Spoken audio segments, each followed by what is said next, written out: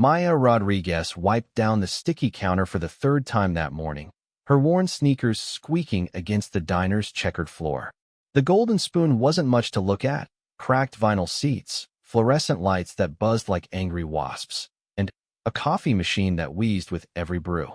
But it was her world, and she took pride in keeping it clean. At 28, Maya had been working at the diner for nearly 6 years.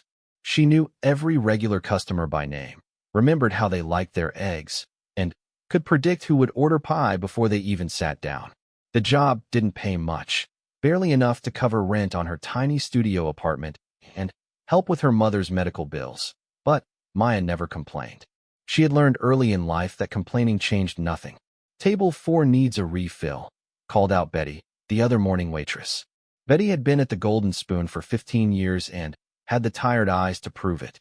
She moved slower these days, her back aching from decades of carrying heavy trays and bending over tables. Maya grabbed the coffee pot and headed toward table 4, where a construction worker sat reading yesterday's newspaper. He looked up and smiled as she approached. "Thanks, sweetheart," he said, pushing his cup forward. "You're an angel." Maya smiled back. "Just doing my job, Mr. Peterson. How's the house coming along?" "Slow but steady. Should be done by Christmas if the weather holds up." He took a sip of the fresh coffee and sighed contentedly. "This place makes the best coffee in town. You know that." Maya had heard the compliment countless times, but it still warmed her heart. The Golden Spoon might not look like much, but the food was honest and the coffee was strong. That counted for something in a world that seemed to value flash over substance. The morning rush was typical for a Tuesday. Office workers grabbed quick breakfast sandwiches, retirees lingered over pancakes and gossip, and truckers passing through loaded up on coffee and pie. Maya moved between tables with practiced efficiency, her order pad filled with neat handwriting and her apron pocket heavy with coins and crumpled bills. Around 10:30, the breakfast crowd began to thin out. Maya was clearing table 6 when she noticed a man sitting alone in the corner booth. She hadn't seen him come in, which was unusual. Maya prided herself on greeting every customer within 30 seconds of their arrival. The man was perhaps in his 50s, with silver-gray hair and an expensive-looking navy suit. His shoes were leather and polished to a mirror shine. Everything about him seemed out of place in the Golden Spoon, from his crisp white shirt to the gold watch that caught the fluorescent light. Maya approached with her usual smile. "Good morning. Sorry for the wait. Can I get you some coffee to start?" The man looked up from his phone, his pale blue eyes taking her in for a moment before he nodded. "Coffee, yes. Black." His voice was quiet, but carried an odd authority, the kind that suggested he was used to being listened to. Maya poured the coffee, noting that his hands were soft and well-manicured, unlike the calloused hands of most of their customers. "Have you had a chance to look at the menu?" Maya asked, setting down the cup. "I'll have the pancakes. Short stack. And bacon, crispy. Coming right up." Maya scribbled the order and headed back to the kitchen, where Joe, the cook, was already starting on lunch prep. "New customer," she told him, tearing off the order slip. "Corner booth." Joe glanced through the service window. "Fancy dresser. Probably lost." Maya shrugged. The Golden Spoon got all types, though she had to admit the man did seem different from their usual clientele. She busied herself with other tables, refilling coffee cups and taking orders for the lunch crowd that would soon begin filtering in. When Joe called that the pancakes were ready, Maya carried the plate to the corner booth. The man was still absorbed in his phone, his fingers moving quickly across the screen. She set down the plate and utensils, but he barely glanced up. "Anything else I can get you?" Maya asked. "No." He cut into the pancakes with surgical precision, taking small, measured bites. Maya returned to her other tables, but she found herself glancing toward the corner booth more often than usual. The man ate slowly and deliberately, checking his phone between bites. He seemed completely disconnected from the warm, slightly chaotic atmosphere of the diner. About 20 minutes later, Maya noticed that the man had finished eating. His plate was clean, and he was checking his watch. She approached with the coffee pot. "More coffee? Or maybe some pie? Joe makes an excellent apple pie." "No, thank you. Just the check." Maya pulled out her order book and calculated the total. That'll be $12.47. The man reached into his jacket and pulled out a leather wallet. Maya caught a glimpse of several credit cards and what looked like a thick stack of cash. He pulled out a $20 bill and placed it on the table. "Keep the change," he said, already standing up. Maya's heart sank a little. The tip would be about $7. Decent, but not generous given how expensive the man's clothes looked.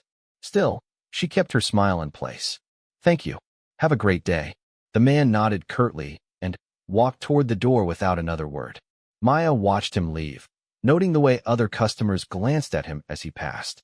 A moment later, she heard the sound of an expensive car engine starting up outside. Maya cleared the table, stacking the dishes on her tray. As she lifted the man's plate, she noticed something underneath it, a folded piece of paper. She almost threw it away, assuming it was trash, but something made her unfold it instead.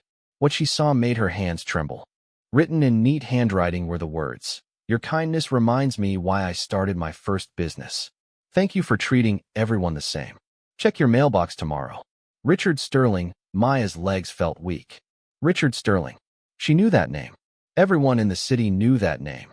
Richard Sterling, the billionaire entrepreneur who owned half the shopping centers in the state. Richard Sterling, whose charitable foundation had built the new children's hospital. Richard Sterling, whose face had been on the cover of Business Weekly just last month. Maya looked around the diner, but no one else seemed to have noticed anything unusual. Betty was taking an order at table 2. Joe was flipping burgers on the grill. The construction workers were arguing about baseball scores. Life at the Golden Spoon continued exactly as it always had. But Maya's world had just shifted in a way she couldn't quite comprehend. She folded the note carefully and slipped it into her apron pocket, her mind racing. What could he possibly mean about checking her mailbox? And why had he chosen her? She'd served him exactly the way she served everyone else, with basic courtesy and efficiency. Nothing special. The rest of her shift passed in a blur. Maya went through the motions of waiting tables, but her thoughts kept returning to the note in her pocket. During her break, she pulled it out and read it again, making sure she hadn't imagined it. "You okay, honey?" Betty asked, sliding into the booth across from her. "You look like you've seen a ghost." "I'm fine," Maya said quickly, folding the note again. "Just tired." Betty studied her with knowing eyes. 15 years in this business. I can tell when someone's rattled." "What happened?" Maya hesitated. Betty had always been kind to her, covering her shifts when Maya's mother had been in the hospital, sharing tips when Maya was short on rent money. But this felt too big, too unreal to share. "Really, I'm okay. Just thinking about some things." Betty didn't look convinced, but she didn't push. "Well, if you need to talk, you know where to find me." Maya's shift ended at 3 o'clock. She changed out of her uniform in the tiny employee bathroom, folding her apron carefully so the note wouldn't fall out. The afternoon sun felt harsh after the dim lighting of the diner, and Maya squinted as she walked to her car. Her 2008 Honda Civic was parked next to Betty's rusted pickup truck. The car had been her father's before he died, and Maya had kept it running through a combination of luck, prayer, and a very patient mechanic named Carlos who let her pay in installments. As she drove home through the familiar streets, Maya found herself looking at everything differently. The billionaire had been in her diner. He had sat in their cracked vinyl booth, eaten Joe's pancakes, and left her a note. It felt like something out of a movie, not real life. Maya's apartment building was a converted house in an older part of town. She lived on the second floor, sharing the space with Mrs. Chun, an elderly woman who collected cats and cooked the most amazing dumplings Maya had ever tasted. The building wasn't much, thin walls, creaky floors, and a heating system that had moods, but it was clean and safe, and Maya had made it home. She climbed the narrow stairs, her legs heavy with fatigue. Working on her feet all day had always been exhausting, but today felt different. The note in her pocket seemed to weigh 1,000 pounds. Maya's apartment was small but organized. She'd learned early that having less stuff meant less to worry about. Her furniture was secondhand but clean, and she'd painted the walls herself in a soft yellow that made the place feel warmer. Photos of her family covered one wall. Her parents on their wedding day, Maya's graduation from community college, her younger brother in his army uniform. She made herself a simple dinner of pasta and vegetables, eating while standing at her tiny kitchen counter. The note lay on the counter beside her plate, the words seeming to glow under the overhead light. Maya had grown up poor, but proud. Her parents had worked multiple jobs to keep food on the table and a roof over their heads. They'd taught Maya that dignity came from hard work and treating people right, regardless of how much money was in your bank account. Maya had carried those lessons with her through high school, through her parents' deaths, through the long nights of working while going to college part-time. The idea that her simple courtesy had somehow impressed a billionaire felt surreal. Maya replayed the brief interaction in her mind, searching for clues about what she might have done differently.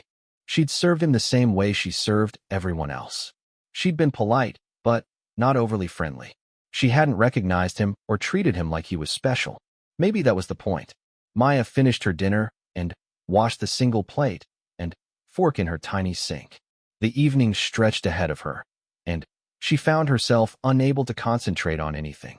She tried reading a book from the library, but the words swam on the page. She attempted to watch television, but nothing held her interest. Finally, she decided to call her brother Danny, who was stationed at a base in California. Maya had helped raise Danny after their parents died in a car accident when she was 22 and he was 17. She'd worked 3 jobs to keep him in school and out of trouble, celebrating when he decided to join the army instead of running with the wrong crowd. "Hey, sis." Danny's voice came through clearly despite the distance. "What's up? You usually don't call on weeknights. Can I call my little brother just to say hi?" "You can, but you usually don't. You okay? You sound weird." Maya smiled despite herself. Danny knew her too well. "I'm fine. Just had an interesting day at work." "Good interesting or bad interesting?" "I'm not sure yet. How are things with you?" "How's Sarah?" Danny's girlfriend was a nurse he'd met at a hospital near the base. Maya liked her from the phone conversations they'd had, and Danny seemed happier than he'd been in years. "She's great. Actually, we've been talking about getting married when my deployment ends next year." Maya felt a surge of joy mixed with worry. She was thrilled that Danny had found someone who made him happy, but the practical part of her mind immediately went to finances. Military pay wasn't generous, and starting a marriage on a tight budget was challenging. "That's wonderful, Danny. I'm so happy for you both." "Thanks.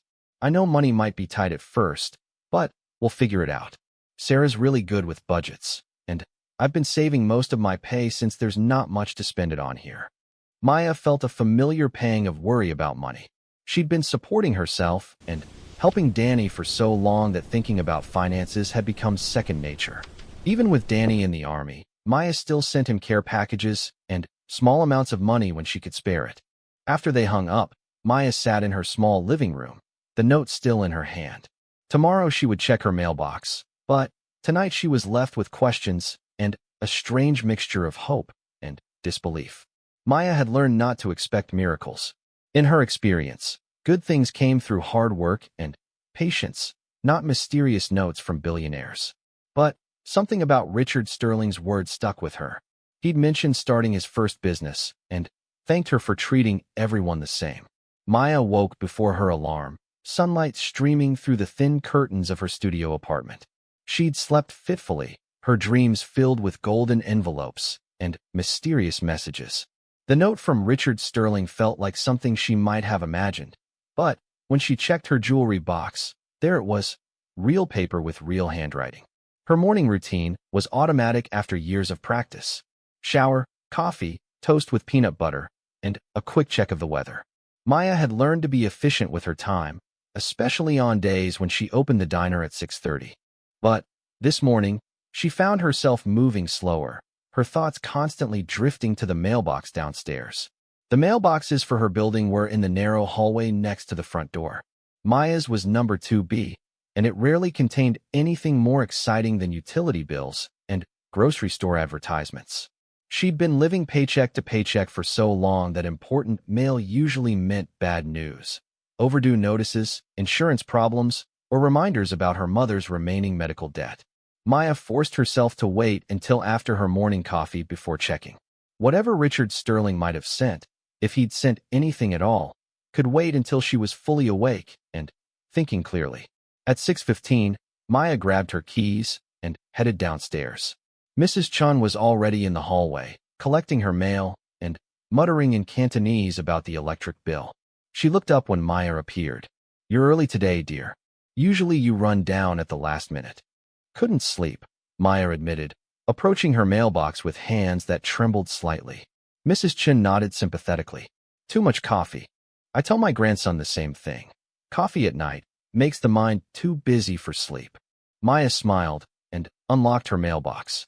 Inside were the usual items: a credit card offer, a flyer for a new pizza place, and something else. A thick, cream-colored envelope with her name written in elegant script. No return address, just her name and apartment number. Maya's heart began beating faster. The envelope felt substantial, like it contained more than just a letter. She tucked it into her purse without opening it, aware that Mrs. Chun was watching with curious eyes. "Have a good day, Mrs. Chun." "You too, dear. Drive carefully." Maya practically ran to her car, her hands shaking as she started the engine. She couldn't open the envelope here, not in the parking lot where anyone could see. Instead, she drove to the small park 3 blocks from her apartment building, the same park where she'd played as a child when her family had lived in the neighborhood. The park was empty except for a jogger in the distance and an elderly man feeding pigeons near the fountain. Maya parked under an oak tree and turned off the engine. The envelope sat on the passenger seat, seeming to pulse with possibility.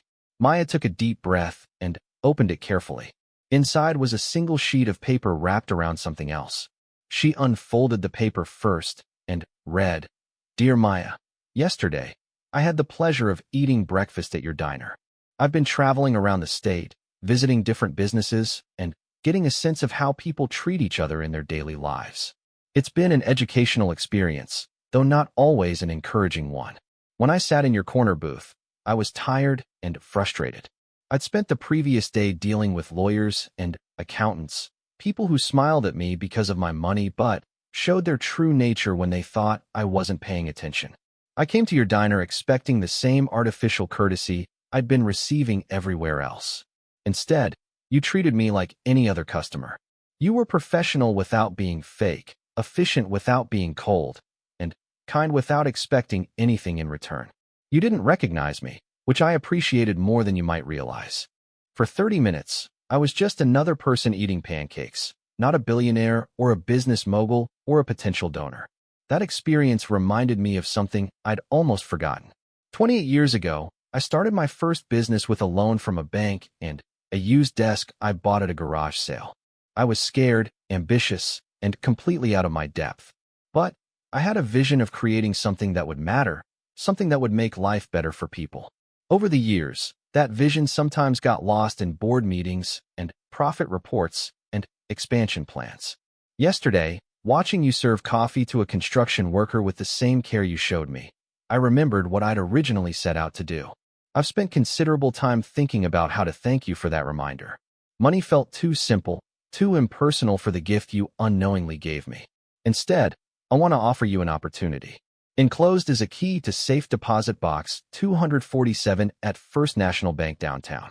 In that box, you'll find a cashier's check for $50,000 and documents establishing a scholarship fund in your name. The scholarship will provide college funding for students from working families, students like yourself who understand the value of hard work and treating people with dignity. The $50,000 is yours to use however you see fit. Pay off debt, go back to school, help your family, or save for the future. The only condition is that you continue being exactly who you are, someone who treats people well not because of what they can do for you, but because it's the right thing to do. The scholarship fund starts with a $1 million endowment from my foundation. It will provide full college tuition for 10 students each year, with recipients chosen based on academic merit and demonstrated character. You'll have a seat on the selection committee if you choose to accept it. I'm not asking you to quit your job or change your life dramatically. I'm simply trying to honor the lesson you taught me about staying connected to what really matters. Your kindness reminded me that business success means nothing if we lose sight of our humanity along the way. I hope you'll accept this gift in the spirit it's intended, as recognition for the positive impact you have on everyone around you, whether they're construction workers, billionaires, or anyone in between. With gratitude and respect, Richard Sterling P.S. If you have questions or concerns about any of this, my personal assistant Jennifer will be expecting your call. Her direct number is at the bottom of this letter. Maya read the letter 3 times, her hands shaking more with each reading. $50,000. $1 million scholarship fund. A seat on a selection committee. It felt like something out of a fantasy novel, not real life. She looked at the key that had been wrapped inside the letter. It was small and brass, with 247 engraved on a tiny tag. The number for Jennifer, the assistant, was written neatly at the bottom of the letter. Maya sat in her car for 20 minutes, staring at the letter and trying to process what it meant. $50,000 would change everything. She could pay off her credit cards, catch up on her mother's medical bills, maybe even help Danny with college expenses for when he left the army. She could fix her car, move to a better apartment, go back to school herself. But the amount of money was almost secondary to what the letter represented. Someone had noticed her. Someone important had seen value in the way she lived her life, in the small daily choices she made without thinking about them. Maya thought about her parents and what they would have said. Her mother would have been amazed, but also cautious. Her father would have wanted to make sure everything was legitimate before getting too excited. Both would have reminded Maya that money was a tool, not a solution, and that her character mattered more than her bank account balance. Finally, Maya started her car and drove to work. She was 15 minutes early, which gave her time to think before her shift began. The golden spoon looked exactly the same as it had yesterday. Same cracked vinyl, same buzzing lights, same smell of coffee and bacon. But Maya felt different walking through the door. "You're early," Betty observed, looking up from the coffee machine she was cleaning. "And you look like you've got news." "Good news, I hope." Maya hesitated. Part of her wanted to share everything with Betty, who had been like an older sister to her for years. But another part felt like she needed to understand the situation better before talking about it. "Just couldn't sleep," Maya said. "Figured I'd come in and get a head start." Betty studied her with sharp eyes. "Uh-huh. Well, whatever's going on, you've got that glow people get when something big is happening. I saw the same look on my daughter's face the day she found out she was pregnant." Maya busied herself with setting up her station, filling sugar dispensers, and checking that the salt and pepper shakers were full. The familiar routine helped calm her nerves, but she couldn't stop thinking about the key in her purse and the letter that had turned her world upside down. The morning rush was typical, but Maya found herself paying closer attention to her interactions with customers. Was she really as consistently kind as Richard Sterling had suggested? She'd never thought about it consciously. Treating people well was just how she'd been raised. Mr. Peterson came in for his usual coffee and pancakes, complaining good-naturedly about his back and the weather. Maya listened with genuine interest, asking about his grandson's soccer season and remembering that his wife was recovering from knee surgery. "You're a sweetheart, Maya," Mr. Peterson said as she refilled his coffee cup. "My wife always says you're the bright spot in this old neighborhood." 3 office workers ordered breakfast sandwiches to go, barely looking up from their phones while Maya took their orders. She didn't take their distraction personally.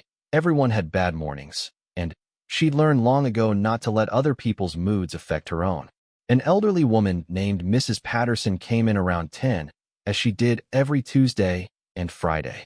She always ordered oatmeal with brown sugar and a small orange juice, and she always sat at table 7 where she could watch the street. Maya knew that Mrs. Patterson lived alone and that these diner visits were probably the highlight of her week. "How are you today, Mrs. Patterson?" Maya asked, bringing the usual order without being asked. "Oh, I'm fine, dear. My arthritis is acting up with this weather, but I can't complain. How's your mother doing?" Maya felt a pang of sadness. Her mother had died 2 years earlier, but Mrs. Patterson's memory wasn't what it used to be, and Maya didn't have the heart to keep reminding her. "She's doing well, thank you for asking." Mrs. Patterson smiled and patted Maya's hand. "You're such a good daughter. Your mother is lucky to have you." Maya blinked back tears. If her mother could see what was happening now, she would be amazed and proud. But she would also remind Maya that money didn't change who you were inside. During her lunch break, Maya sat in her car and called the number Jennifer had provided. Her hands were shaking as she dialed, and she almost hung up twice before the call connected. "Sterling Foundation, Jennifer speaking." "Hi, This is Maya Rodriguez. I think Mr. Sterling said you might be expecting my call. There was a pause, then a warm laugh. Maya, yes, Mr. Sterling told me you might call today. How are you feeling about everything? Overwhelmed, Maya admitted. And a little scared. This all feels too good to be true. I understand completely. When I started working for Mr. Sterling 5 years ago, I thought I'd landed in some kind of alternate universe where incredibly generous things just happen to ordinary people. But I've learned that he's very serious about using his resources to make a difference. Jennifer's voice was reassuring and professional. She explained that the safe deposit box was ready whenever Maya wanted to visit the bank, and that the scholarship fund documents were already being prepared by the foundation's lawyers. The scholarship committee meets quarterly to review applications, Jennifer continued. The first meeting where you'd participate would be in January, if you decide to accept the position. There's no pressure. Mr. Sterling wants you to take time to think about everything. What exactly would I do on the committee? Maya asked. Review applications, interview finalists, help decide which students receive funding. Mr. Sterling believes that people who understand financial struggle and the value of hard work make the best judges of character in potential scholarship recipients. Maya asked several more questions about the process, the time commitment, and the selection criteria. Jennifer answered everything patiently, clearly used to explaining the foundation's work to people who were stunned by unexpected generosity. One last thing, Jennifer said as the call was ending. Mr. Sterling asked me to tell you that this gift comes with no strings attached. You don't owe him anything, and he doesn't expect anything from you except to continue being yourself. He was very specific about that. After hanging up, Maya sat in her car and thought about the conversation. Everything Jennifer had told her matched what the letter had said. The foundation was legitimate. Maya had heard of it before, though she'd never realized how extensive its charitable work was. Maya returned to her shift feeling slightly more grounded, but still overwhelmed. Betty noticed her distraction and, finally, cornered her during a slow period. Okay, spill it, Betty said, blocking Maya's path to the coffee machine. Something big is happening, and I'm not letting you avoid talking about it any longer. Is it a man? A new job? What? Maya looked around the nearly empty diner. Joe was in the kitchen preparing for the dinner shift, and only 2 customers were present, both absorbed in their newspapers. If I tell you something incredible, will you promise not to think I'm crazy? Betty's eyebrows shot up. Now you've got my attention. Start talking. Maya told Betty everything, from the mysterious customer the day before to the letter and the key currently burning a hole in her purse. Betty listened without interrupting, her expression shifting from skepticism to amazement to concern. You're sure this is legitimate? Betty asked when Maya finished. No offense, honey, but this sounds like one of those scams where they eventually ask you to send money to claim your prize. I thought the same thing, Maya admitted. But I called the foundation, and they knew who I was. Plus, Richard Sterling is a real person, a billionaire who actually exists. Betty shook her head slowly. In 15 years of waitressing, I've never heard anything like this. You served him pancakes, and he's giving you $50,000. It's not about the pancakes, Maya said. It's about treating people right. He said I reminded him of why he went into business in the first place. Betty was quiet for a moment, then broke into a huge grin. Maya Rod First National Bank sat on the corner of Main and Fifth, an imposing brick building that Maya had driven past thousands of times, but never entered. She'd always done her banking at the small credit union near her apartment, where the tellers knew her name, and nobody made her feel embarrassed about her small account balances. Maya parked across the street and sat in her car for several minutes, gathering her courage. The brass key felt warm in her palm, and she kept checking to make sure she hadn't lost the letter. Part of her still expected to wake up from this strange dream. The bank's interior was all marble floors and dark wood, with the kind of hushed atmosphere that made Maya feel like she should whisper. A security guard near the entrance nodded politely as she passed. Maya approached the customer service desk, where a young woman in a crisp blazer looked up with a professional smile. Good afternoon. How can I help you today? Maya's mouth felt dry. I need to access a safe deposit box. Number 247. Of course. Do you have your key and identification? Maya handed over both, her hands trembling slightly.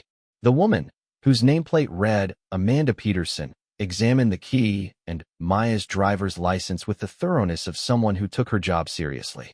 "I'll need you to sign the access log," Amanda said, producing a thick book. "And then, I'll escort you to the vault." Maya signed her name carefully, noting that the previous entry in the log was from 3 days earlier, the same day Richard Sterling had eaten at the diner. Someone with an illegible signature had accessed the box, presumably to leave whatever Maya was about to discover. Amanda led Maya through a heavy steel door and into a room lined with small metal boxes. The vault was cooler than the rest of the bank, and their footsteps echoed on the polished floor. Box 247 was near the bottom of one wall, requiring both Maya's key and Amanda's master key to open. "I'll leave you to it," Amanda said, handing Maya a small metal box. "Just let me know when you're finished." Maya was alone in a small private room with a table and chair. The metal box sat before her like Pandora's box. Once opened, there would be no going back to her old life. She took a deep breath and lifted the lid. Inside was a large manila envelope and a smaller white envelope with Maya written on the front in the same elegant handwriting as the original letter. Maya opened the white envelope first, finding a brief note. "Maya, if you're reading this, you've taken the first step toward accepting my gift. I hope the contents of the larger envelope will convince you that my gratitude is genuine and my intentions are sincere. R.S." Maya's hands shook as she opened the manila envelope. Inside was a cashier's check made out to her for exactly $50,000. She stared at the numbers, counting the zeros twice to make sure she wasn't mistaken.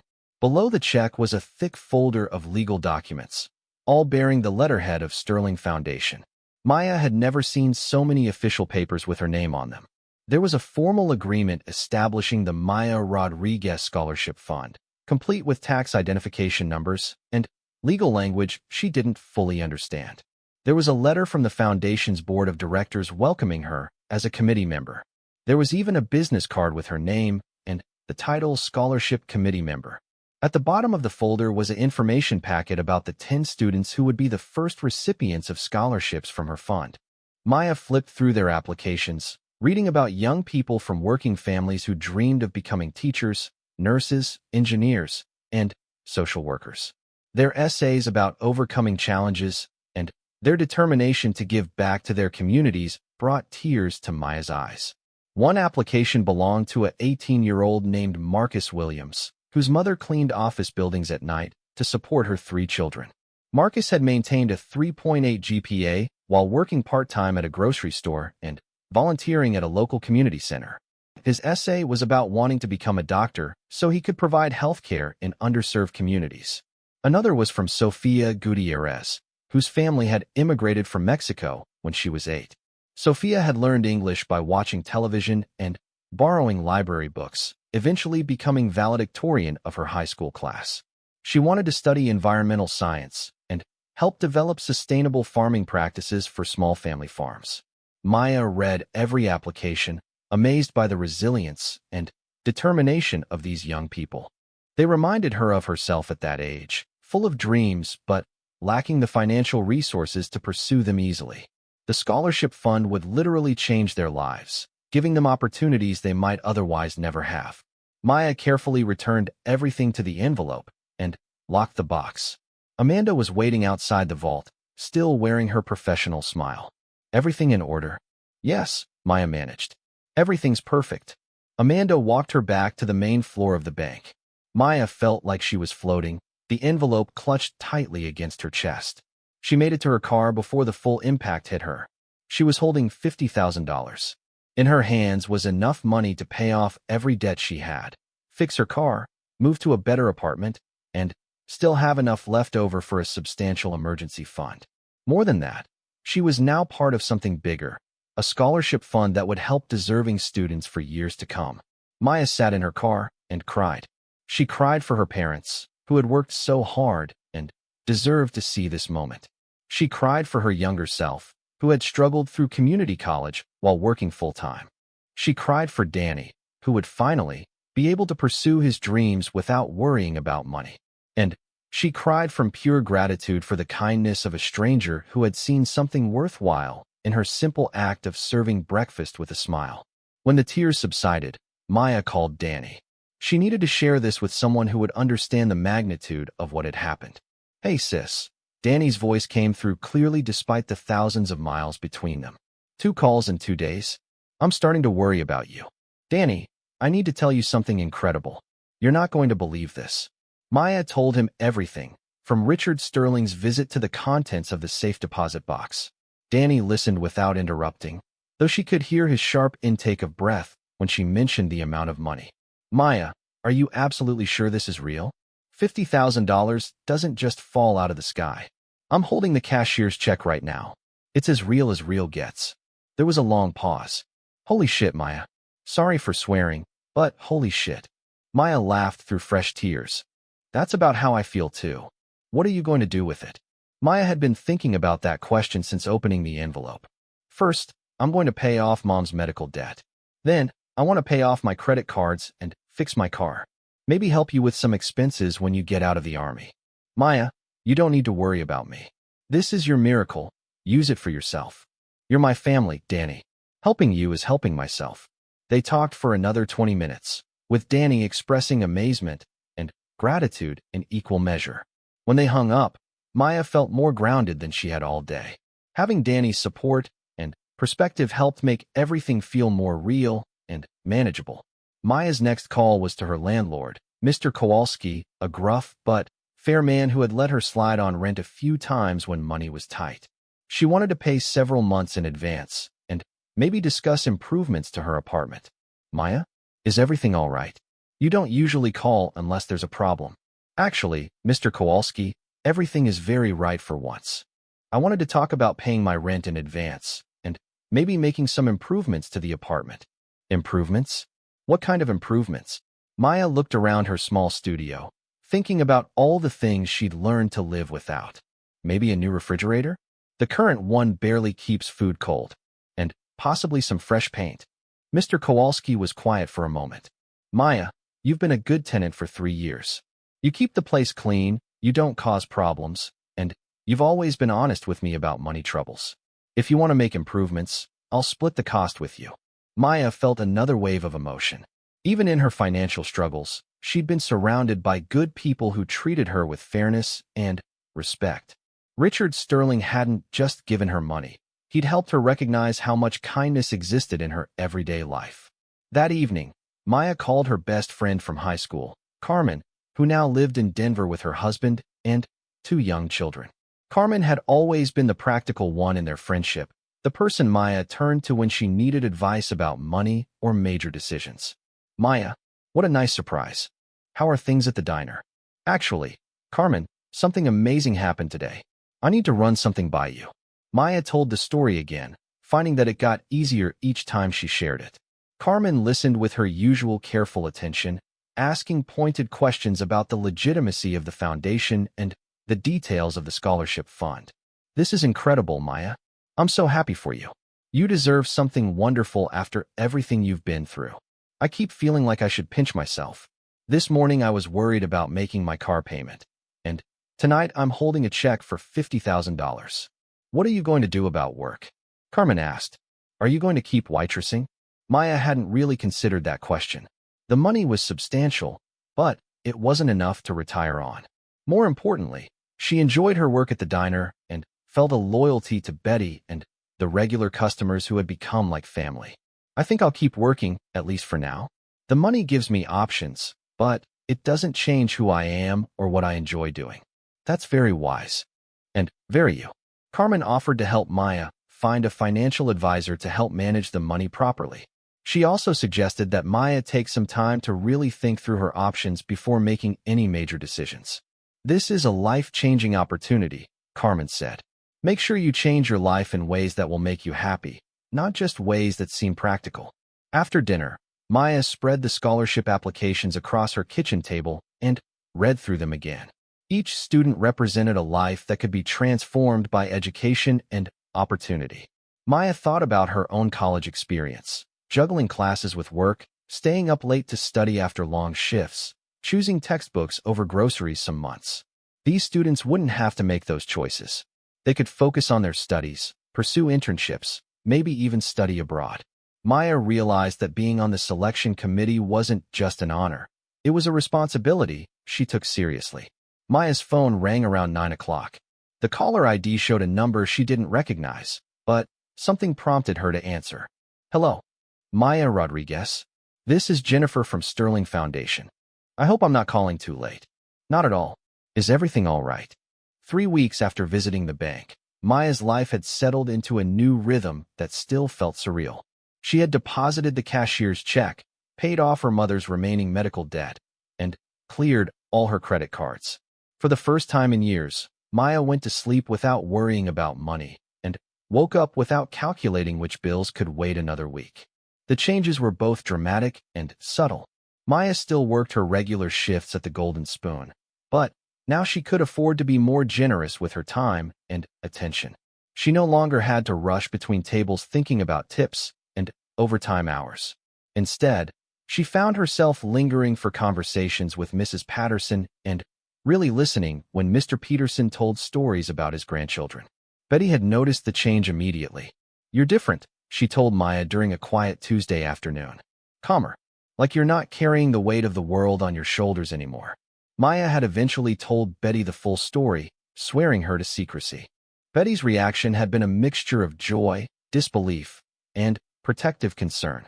She'd insisted on driving to the bank with Maya to verify that the check was real, then spent an hour on the phone with her daughter, who worked in banking, to make sure Maya wasn't being scammed. I still can't believe it, Betty said, shaking her head.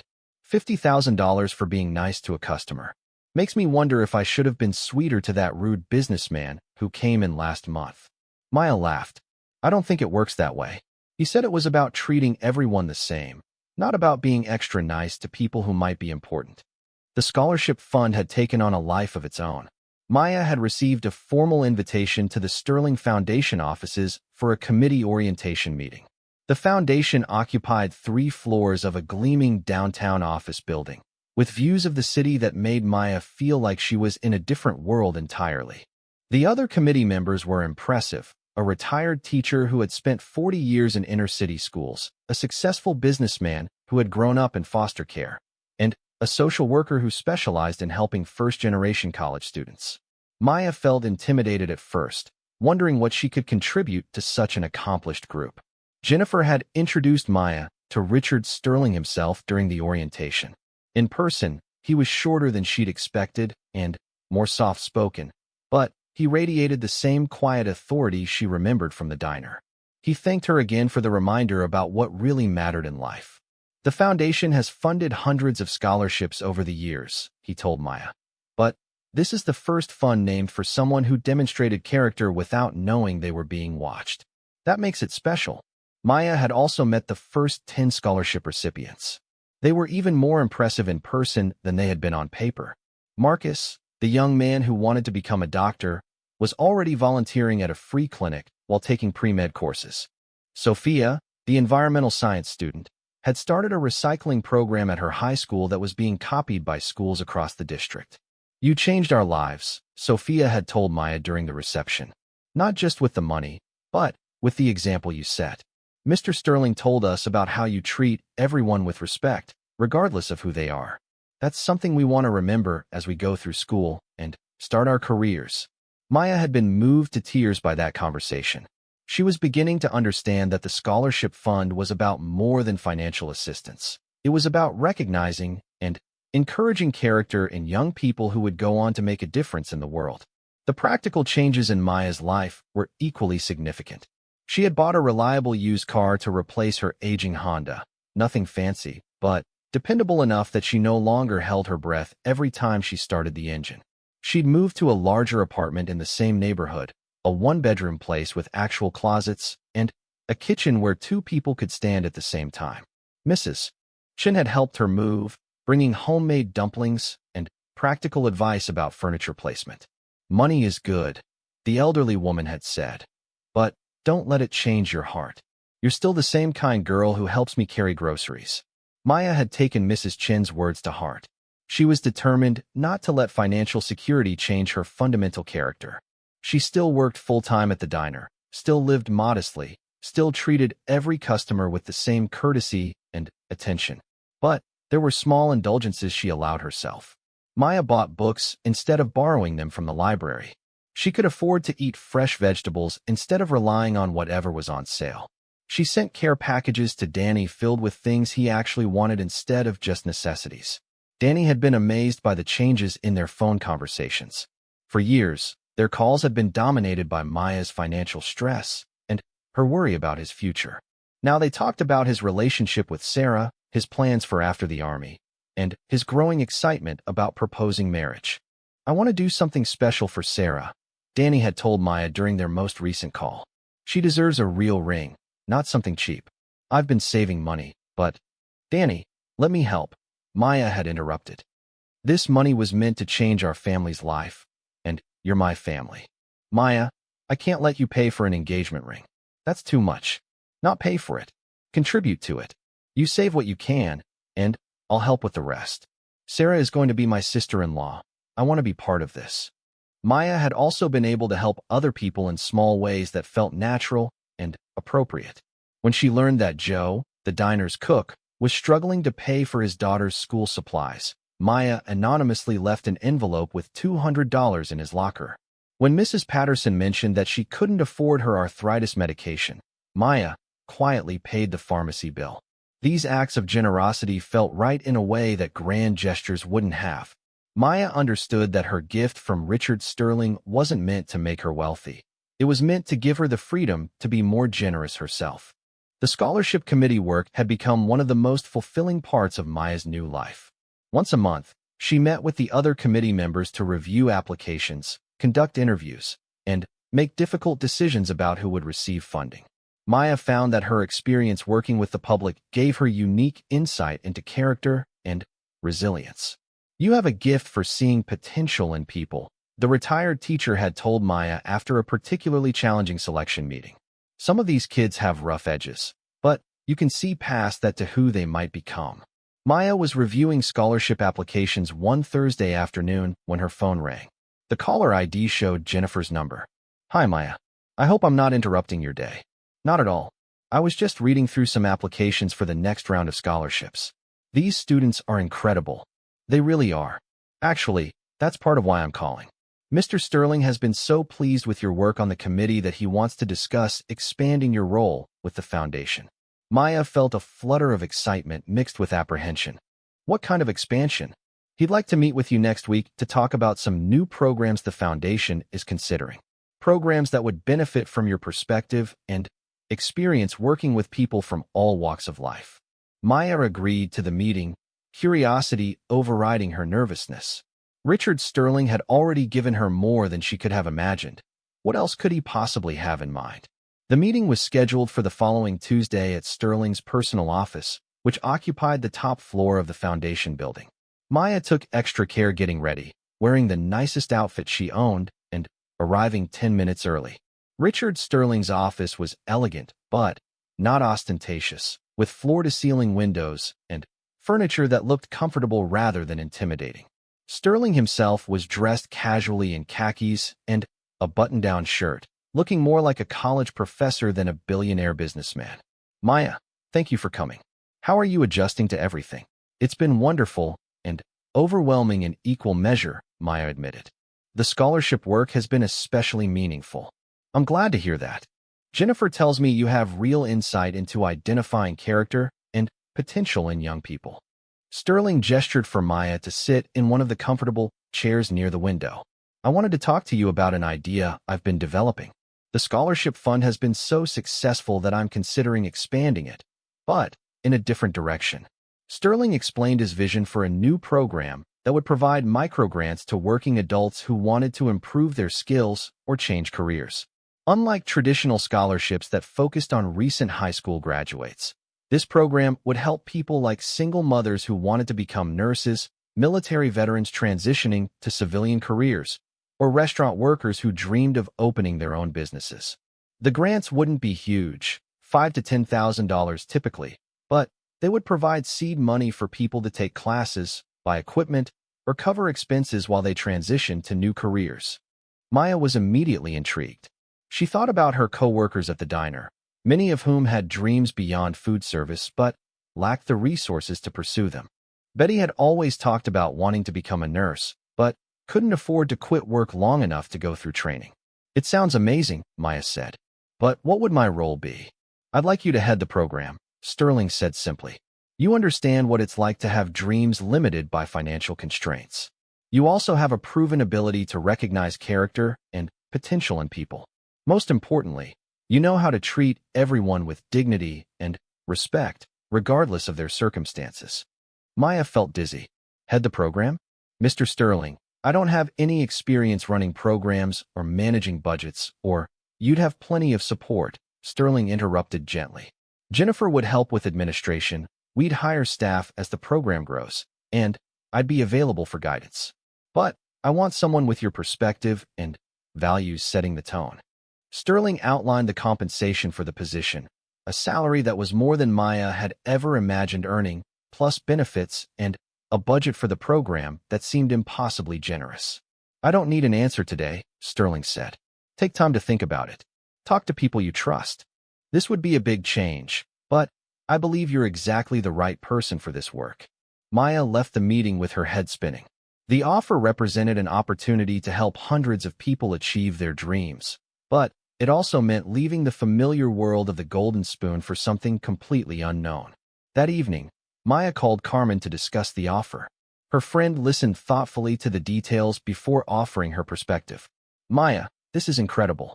You'd basically be running your own foundation program, helping people the way Richard Sterling helped you. It's like the perfect circle. But what if I'm not good at it? What if I don't know how to manage a program this big?" "You've been managing your own life under incredibly difficult circumstances for years. You've helped raise Danny, dealt with your parents' deaths, worked multiple jobs, and somehow stayed kind and optimistic through all of it. If that's not management experience, I don't know what is." Maya also discussed the offer with Betty, whose reaction was carried 6 months later. Maya stood before a group of 50 grant recipients at the Sterling Foundation's quarterly celebration dinner. She wore a navy blue dress that fit her perfectly, one of several professional outfits she'd purchased when she accepted Richard Sterling's offer to head the Career Transitions program. "When I was 22 years old," Maya began, her voice steady despite the butterflies in her stomach. "I was working 3 jobs and barely making ends meet. I dreamed of going back to school, maybe becoming a teacher or a social worker, but it seemed impossible. I couldn't afford to quit working, and I couldn't afford tuition." Maya looked out at the faces in the audience, construction workers and housekeepers and retail employees, all of whom had received grants to pursue their dreams of becoming nurses, mechanics, computer programmers, and small business owners. "I thought I understood what it meant to have limited options. Then I met Maria Santos." Maya gestured toward a woman in her 40s sitting at a table near the front. Maria smiled and waved, her nursing school pin catching the light from the chandeliers. Maria was working 2 jobs, cleaning office buildings at night and caring for elderly patients during the day. She had dreamed of becoming a registered nurse for 15 years, but couldn't afford the time away from work for training. "Our program gave Maria a grant that covered her living expenses while she attended nursing school." Maya paused, feeling the same emotion she always experienced when telling these stories. "Last week, Maria graduated at the top of her class. Next month, she starts work at the Children's Hospital, where she'll earn 3 times what she made as a house cleaner. More importantly, she'll be using her natural gifts for caring and healing to make a real difference in young people's lives." The audience applauded enthusiastically. Maya had learned to love these moments, celebrating the achievements of people who had been given a chance to transform their lives. The Career Transitions program had exceeded everyone's expectations. What had started as Richard Sterling's idea to help working adults pursue new careers had grown into a comprehensive support system that included grants, mentorship, job placement assistance, and ongoing professional development. Maya had thrown herself into the work with a passion that surprised even her.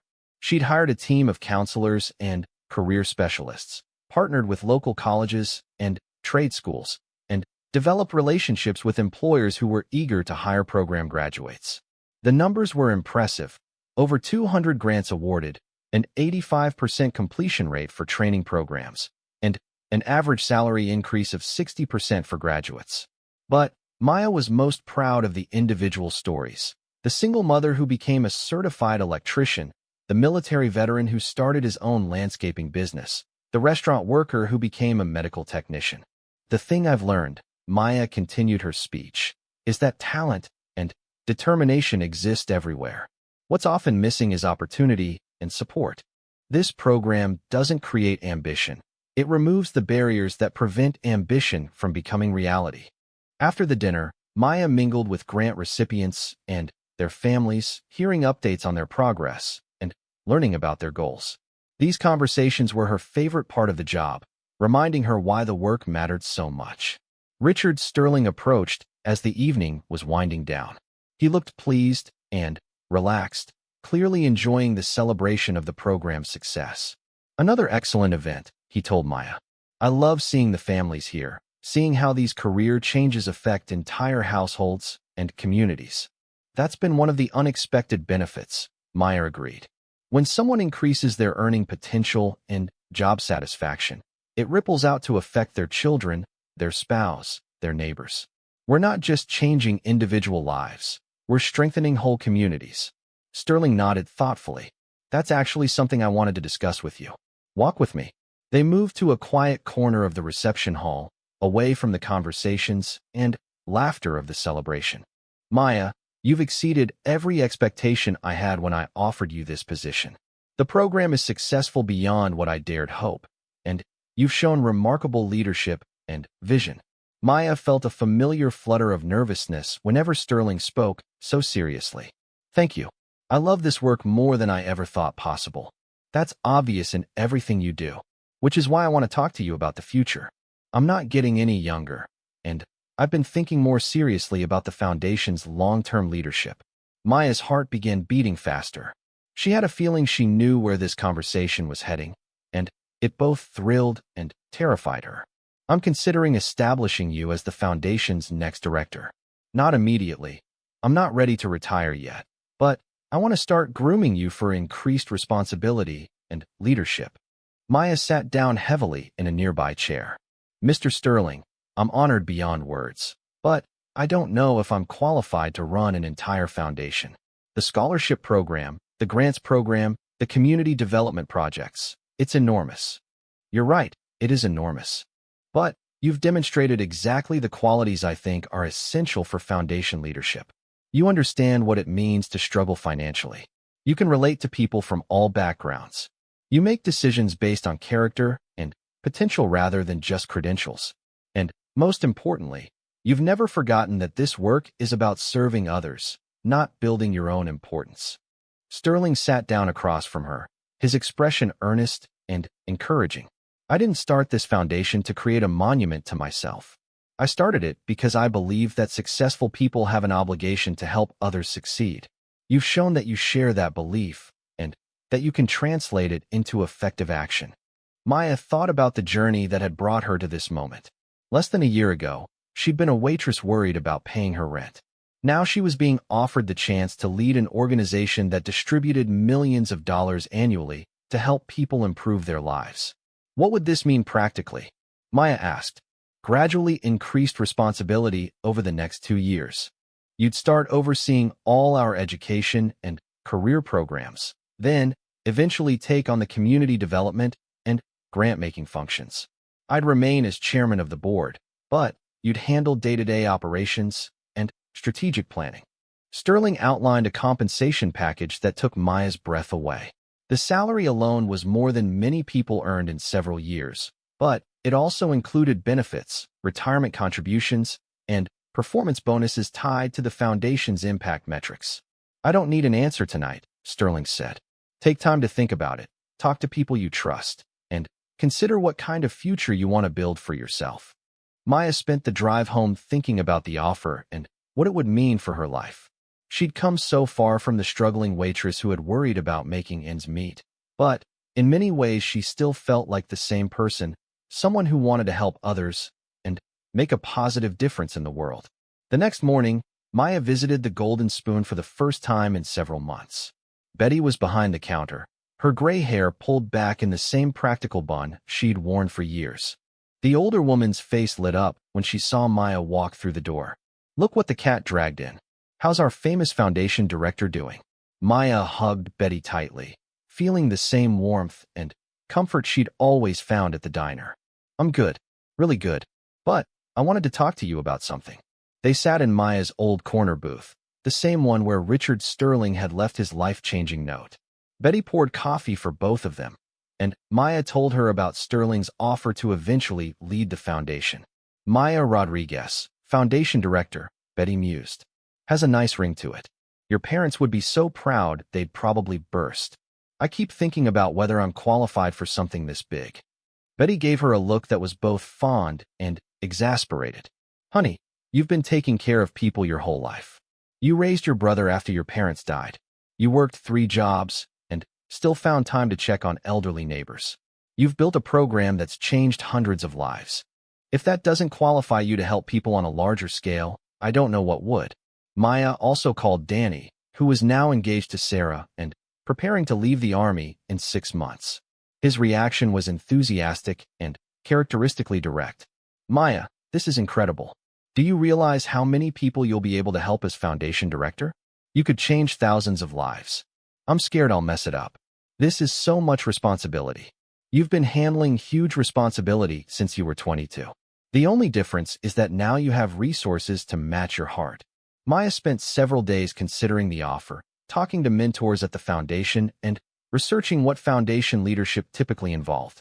She also thought about her own goals and what kind of impact she wanted to have on the world.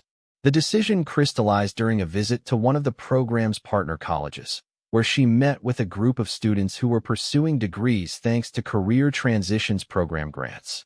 Their stories reminded Maya of why she'd been drawn to this work in the first place. One student, a former grocery store clerk named David, was studying to become a teacher. He told Maya about growing up in poverty and how education had been his pathway to a better life. "I want to teach in schools like the ones I attended," David said. "Places where kids need to see that someone like them can succeed in life. Your program didn't just give me money for college. It gave me the chance to become the kind of person I wished I'd had as a role model when I was young." That evening, Maya called Richard Sterling to accept his offer. The conversation was brief but meaningful, with Sterling expressing his confidence in her abilities and his excitement about the foundation's future under her eventual leadership. "You've reminded me that the best leaders are those who lead from service, not from ego," Sterling told her. "I have complete confidence that you'll carry forward the foundation's mission with integrity and compassion." Maya's transition to increased responsibility began immediately. She started attending board meetings, participating in strategic planning sessions, and overseeing the foundation's expanding portfolio of programs. The work was challenging but deeply satisfying, combining her natural empathy with the business skills she was rapidly developing. A year later, Maya stood in the same diner where her life had changed forever. She was meeting with a documentary filmmaker who wanted to tell the story of the Career Transitions Program and its impact on working families. The Golden Spoon seemed like the perfect place to start the conversation. Betty had retired 6 months earlier, finally, able to pursue her dream of becoming a nurse thanks to a grant from Maya's program. Joe still worked in the kitchen, but now he owned a food truck on weekends and was saving money to open his own restaurant. Maya ordered pancakes and coffee, the same meal Richard Sterling had eaten on that transformative morning. As she waited for her food, she reflected on the journey that had brought her to this point. She thought about her parents and how their lessons about treating people with dignity had become the foundation of her professional success. She thought about Danny, now married to Sarah and working as a counselor for military veterans. She thought about the hundreds of grant recipients who had transformed their lives through hard work and opportunity. Most of all, she thought about the power of small kindnesses and how they could ripple outward in ways no one could predict. Richard Sterling had noticed her simple act of treating him like any other customer, and that observation had changed both their lives profoundly. Maya's phone buzzed with a text message from Jennifer, now the foundation's deputy director. A new grant application had come in from a single father who wanted to become a paramedic but couldn't afford the training. It was exactly the kind of case that reminded Maya why this work mattered so much. As Maya typed her response approving the application review, she smiled at the thought of how far she'd traveled from the worried waitress who had served pancakes to a mysterious billionaire. The journey had taught her that kindness was never wasted, that character mattered more than credentials, and that sometimes the smallest acts of decency could create the most extraordinary outcomes. The documentary filmmaker arrived just as Maya's pancakes were served. As they shook hands and began their conversation about hope, opportunity, and the transformative power of believing in people's potential, Maya felt grateful for the reminder that every ending was really just another beginning, and that the best stories were always about ordinary people doing extraordinary things when given the chance. Ristically direct. "You'd be crazy not to take it," Betty said. "This is your chance to help people on a scale you could never achieve just working at the diner. And Lord knows there are plenty of people who need help. But what about the golden spoon? What about our customers? I feel like I'd be abandoning everyone." Betty gave Maya a long look. "Honey, you've been taking care of everyone else your whole life. Maybe it's time to take care of yourself and see how much good you can do with the resources you've been given." Maya spent the weekend thinking about the offer and what it would mean for her life. She visited her parents' graves, as she often did when facing major decisions, and found herself imagining what they would say. Her mother would be proud, but cautious, wanting to make sure Maya was making the choice for the right reasons. Her father would be amazed by how far Maya had come from the struggling young woman who had worked 3 jobs to support herself and Danny. Both would remind her that opportunities like this didn't come along often, and that sometimes taking a risk was the only way to discover what you were truly capable of achieving. "Everything's fine. I wanted to check in and see how your visit to the bank went. Mr. Sterling asked me to make sure you had everything you needed." Maya was touched by the follow-up call. "Everything was perfect. I'm still processing it all, but perfect. I can imagine. Mr. Sterling also asked me to let you know that if you have any questions about the scholarship fund or the committee work, you shouldn't hesitate to call. He's very excited about having your perspective on the selection process. I've been reading through the applications for the first scholarship recipients.